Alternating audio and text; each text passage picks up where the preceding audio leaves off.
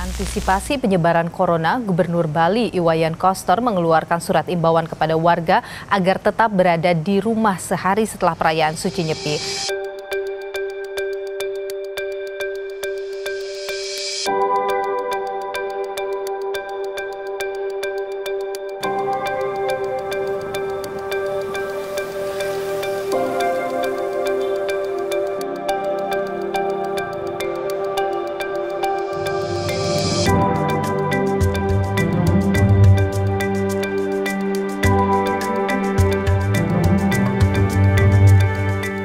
Pandemi ini memang secara ekonomi dia membuat kita menjadi kalang kabut, tapi di sisi lain kita harus bersyukur karena kita disuruh merenung. Di Tenganan sendiri juga harusnya seperti itu bagi mereka khususnya yang menggantungkan diri kepada pariwisata, yang mendewa-dewakan pariwisata, termasuk desa adat. Punya wawasan enggak dia tentang itu gitu. Kurang lebih ya mungkin 10 tahun belakangan baru kalau tiang pribadi merasakan bahwa ternyata dari sekian kebutuhan upacara itu sebagian besar bahkan mungkin itu ya harus dipenuhi dari luar gitu. Sesuatu yang memang sama sekali untuk saat ini belum bisa diperoleh di Tenganan gitu.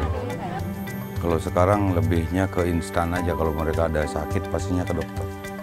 Pikiran manusia yang instan. Jadi ingin cepat. Lapar supaya cepat ada makanan. Jadi mie yang dimasak, kan gitu. Atau makanan-makanan jadi. Demikian juga sakit. Kalau sakit ya cepat ke dokter aja. Sakit, rasa sakit dikasih paracetamol atau dikasih apa, anti rasa sakit hilang. Kalau dokter tetap aja berprinsip kepada obat-obat kimia begini, artinya negara ini tergantung sama Jerman, sama Swiss, sama yang lain-lain. Warga kami manja sedikit untuk mencari ke hutan, mungkin karena waktu atau medan. Dulu dia waktunya lebih diluangkan untuk ke pariwisata. Nah, yang menikmati itu kebanyakan orang luar. Kecenderungan yang terjadi di area Bert itu adalah tanaman jake ini terlalu dominan. Jadi keanekaragaman pohon, tanaman buah selain jake itu jauh berkurang. Semakin banyaknya kubu dan semakin besarnya areal yang dipakai untuk kubu itu saya kira sudah sangat mengkhawatirkan. Ya sekarang untuk generasi sekarang silakan Anda berefleksi. Apa yang sebenarnya sudah baik, apa yang kurang baik, apa yang menjadi permasalahan di ruang hidup Anda itu bagian yang mesti harus Anda carikan solusinya. Kemungkinan teman-teman kami itu belum mau pindah ke bikin tuak itu kemungkinan karena masih terlena tentang ekoturism itu dari penghasilan ya anggap dulu banyak. Dulu dolar sekarang ke rupiah kan ya mungkin itu yang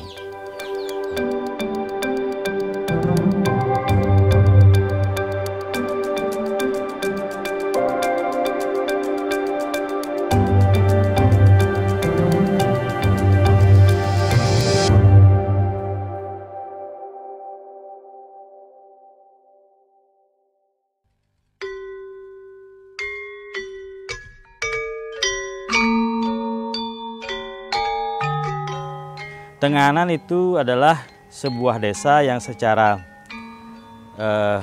bahasa sekarangnya visioning, bahasa anunya ya bahasa ideologi atau keyakinannya, ketatuaannya itu luar biasa karena memang konstelasi antara manusia dan ruang hidupnya itu masih utuh. Jadi mereka punya hutan 550 hektar sebagai penopang kehidupan budaya, ruang hidup dan juga proses ritualnya. Dia punya sawah 250 hektar, total wilayahnya 917 hektar. Dan bagaimana mereka mengatur pemakaian ruangnya itu sangat luar biasa.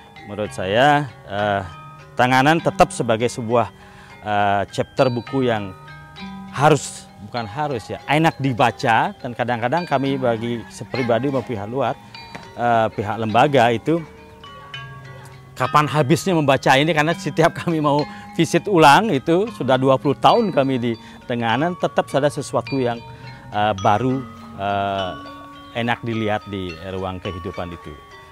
Tenganan itu sudah membangun sebuah kompetisi of power yang berbasis kewajiban, karena setiap orang yang lahir suatu saat akan menjadi pemimpin. Nah, karena sistem pemimpinan itu terstruktur secara ririkan kacang istilahnya. Anda akan belajar dari bawah, berproses sampai menjadi pimpinan. Dan pimpinan itu juga adalah pimpinan yang sifatnya konsorsium dari 6 pasang laki dan perempuan. Jadi perspektif perempuan juga sangat diutamakan di sana. Dan itu 6 orang, tidak hanya satu kepala. Itu menurut saya banyak hal dalam konteks kalau kita belajar mengatakan chapter perpolitikan di Tenganan Pegeringsingan itu adalah luar biasa. Sebenarnya inilah yang harus diberi penjelasan kepada masyarakat sehingga mereka sadar bahwa sebenarnya mereka punya sumber yang cukup, dan kalau kita membeli makanan-makanan jadi ini kita memperkaya usaha-usaha besar. Nah, seperti yang diketahui, saya sudah berusaha semaksimal mungkin gitu memberi penjelasan, tetapi tidak kepada masyarakat secara menyeluruh, tapi siapapun yang datang misalnya berobat. Nah, dari sana saya memberikan penjelasan. Kalau dulu kita jarang sekali mengetahui orang kena kencing manis. Penyebabnya itu kan zat tepung, karena zat tepung ini dirubah oleh darah menjadi gula, kemudian gula bercampur dengan insulin, itu jadi energi. Nah, lalu kita orang Tenganan ini kan tidak bekerja berat, tidak perlu energi yang banyak gitu, tetapi jumlah makanannya banyak dan tidak itu dipergunakan. Muncullah sekarang banyak orang-orang kena kencing manis. Kemudian juga tekanan darah tinggi. Tekanan darah tinggi ini karena sekarang sudah menjadi tradisi minum-minum. Demikian minum, kecenderungannya makan daging banyak. Nah, jadi kena itu.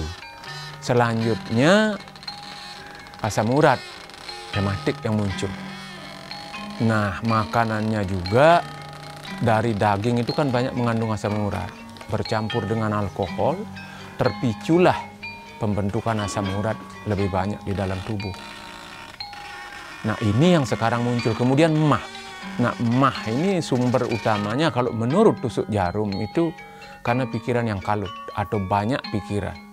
Beban mental itu banyak. Nah, sekarang kan beban mental orang banyak. Kalau dulu hidupnya kalau sudah upacara berjalan, bisa makan cukup. Sekarang kan bukan hanya kebutuhan yang dipikirkan, tetapi keinginan yang banyak. Kalau saya kepingin mempelajari obat-obat dari herbal, ini terus terang saya pakai sekali-sekali. Dan yang kebanyakan memakai obat yang dari herbal itu, yang umurnya dominan 50 ke atas. Dan di bawah itu mereka udah pada ke dokter. Menurut kami tentang penghasilan, kami dulunya sebagai seniman pelukis lontar dan sekarang pembuat minuman tua memang jauh berbeda dalam artian pendapatan. Kalau di pariwisata kan kita ya memang dimanjakan gitu, bisa melukis di tempat yang nyaman, tidak hujan, tidak panas itu. Cuma bagi kami itu bikin tuak itu menikmati dan merasa bangga. Mungkin di antara desa kami cuma saya sebagai perwakilan yang bikin tuak secara langsung gitu. Karena dulu kami cuma bisa minum sama teman-teman, cuma bisa menikmati dan minum gitu. Dan sekarang adanya pandemi, kami dapat istilahnya ilmu, bisa minum dan bisa menikmati sendiri. Itu kebanggaan tersendiri, itu sebagai kebahagiaan lah.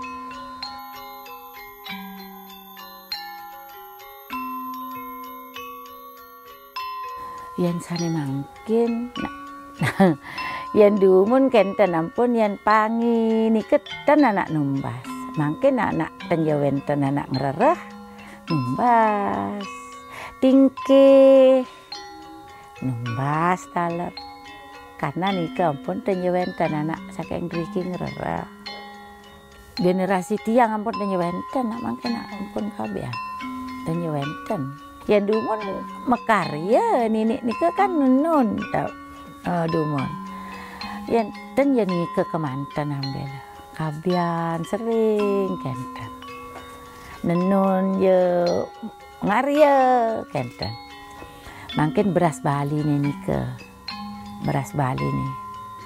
Ampun Riki ring cari ke Riki ampun tanya wenten nak nandur ke kenten. Pun kenten nika numbas. Yang beras numbas ring Badung. Nak desa makan medue bangkat. Nah Rike je nandur desa nih. Nah wow.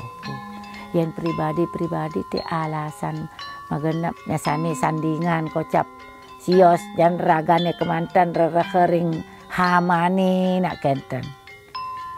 Alasan penggarape kenten. Yang nak mireng kerama gumi kan harusnya direspon nika. Usulannya nika kenten. Malih tenjai kerama gumi sani paling mewah kan kerama desa nika. Memang betul, mungkin dulu semua kebutuhan baik pangan, obat maupun upacara itu tersedia di wilayah Desa Adat Tenganan. Tetapi karena perkembangan zaman sehingga beberapa dari itu harus dicari keluar dan bahkan kita menjadi ketergantungan begitu ya keluar. Karena mungkin dulu antara pangan sama upacara ini nyambung gitu. Jadi apa yang kita konsumsi juga adalah bagian dari apa yang kita persembahkan untuk upacara. Sementara sekarang kan lain. Contohnya padi Bali itu kan sehari-hari kita tidak konsumsi. Yang dikonsumsi kan padi jenis baru itu seperti serang, nampat, sigelis. Itu bukan lagi jenis padi yang kita persembahkan untuk upacara itu. Beberapa masih ada, misalnya seperti tuak itu kan. Tuak itu juga kebutuhan pokok.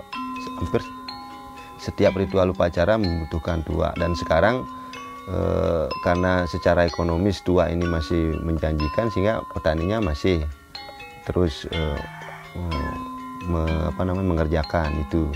Kalau secara aturan dulu gitu ya, yang mana aturan ini masih sebetulnya masih ada sampai sekarang, yaitu petani penggarap itu tidak menetap di bed itu ya, jadi di areal bed. Mereka hanya tinggal dan membangun kubu itu di area tegalan. Lalu kecenderungan sekarang karena mungkin pertambahan jumlah penduduk, mereka sudah agak bergeser. Jadi tidak hanya membangun kubu atau rumah tinggal di areal tegalan, tapi juga merambah ke areal bed ini. Nah, kecenderungan ini tentu saja di satu sisi mengurangi lahan-lahan bed ini. Tapi kalau pandangan sekilas ya, di areal bed sekarang hampir ada, di setiap bed itu ada kubunya. Itu. Karena ada beberapa yang keluarganya banyak, mungkin lebih meluas dia bikin rumah gitu.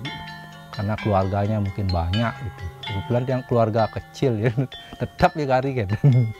Kalau di Banjar Seket yang tiang ikut dalam keanggotaannya kira-kira 70 keluarga lah kurang lebih gitu. Kalau di Abian Bado juga mungkin sekitar itu. Tapi di sini kan yang berstatus sebagai penyakap itu kan banyak, Pak. Ada yang tinggal semua yang tinggal di Bukit Kangin, Tenganan, Bukit Kaje, Bukit Kauh itu semualah penyakap gitu, sama kita gitu. Selain itu, di samping kita sudah dikasih lahan, tegalan untuk tempat tinggal, ya untuk ya keluarga, kewajiban penyakap juga itu ada di sini. Kalau tuan tanah itu atau yang punya lahan ada kegiatan, ada keperluan apa, kita wajib wajib artinya melayani mereka gitu, membantu mereka. Penyakap Anda dulu yang relasinya saling menguntungkan, sekarang mungkin tidak terjadi informasi yang berkeadilan atau saling menguntungkan. Ada juga desa-desa lain yang mau mengintervensi, mengambil ruang-ruang hidup Anda. Nah itu sekarang, visit kembali, lihat kembali. Anda kan punya sekolah lapang itu, misalnya Truno Nyoman, ada hal-hal yang ditemukan harus dijadikan agenda untuk dibicarakan, dicari solusinya. Kalau nggak itu Anda menjadi agak kualat itu terhadap para leluhur yang sudah mewarisi hal-hal yang luar biasa di Tenganan Pegeringsingan. Aturan adat itu harusnya kan dinamis, dia mengikuti perkembangan zaman. Jadi desa adat harus menjadi model lah, membangun komunikasi yang benar dengan penggarap itu seperti apa, mengupayakan sesuatu yang baik itu kayak apa gitu.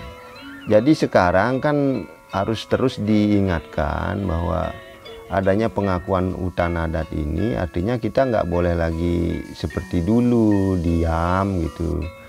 Jadi harus membuka lagi aturan-aturan, melihat kondisi di lapangan seperti apa, kan begitu mestinya.